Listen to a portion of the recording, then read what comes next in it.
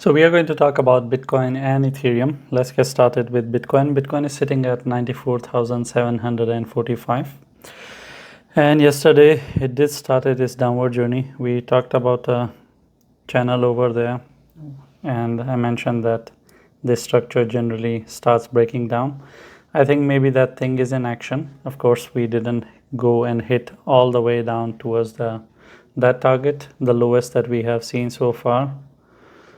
It is 93,500, but of course our minimum target was $92,000 and our full target is $90,000. Until and unless we don't break below $90,000, this overall case scenario of Bitcoin is not going to turn bearish.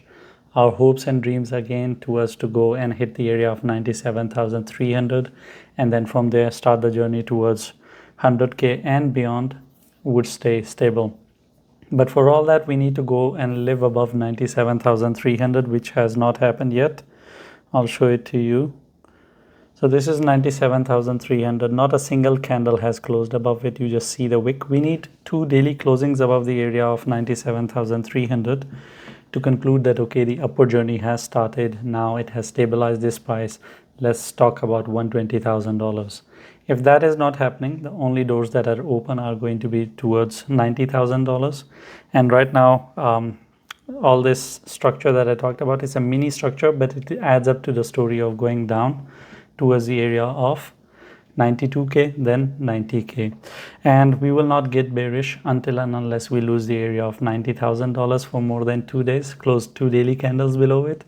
Only after that we will start getting bearish and we will start talking about $70,000. Until then, we stay bullish. Now let's talk about Bitcoin and its performance over a week. How is it doing over a week? It is positive by 0.28%. So 1 week's performance has finally improved. And now let's talk about Ethereum. Ethereum is still outperforming by 1.78%. It is more green than Bitcoin in the past 1 week.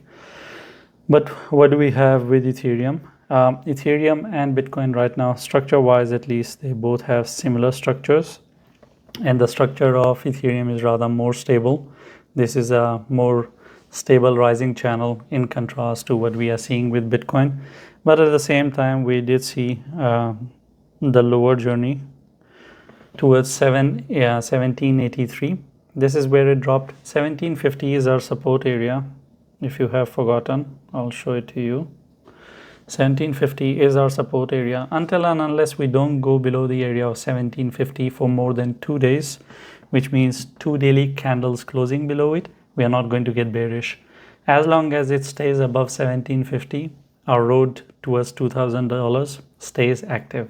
The moment you go below the area of 1750 for more than 2 days, only then we can start getting bearish. So at this stage, we can only look up and not down. And that's pretty much it with Bitcoin versus Ethereum. I'll see you in next video. And by the way, do let me know that among Bitcoin and Ethereum, if you have to pick which one will you choose and why.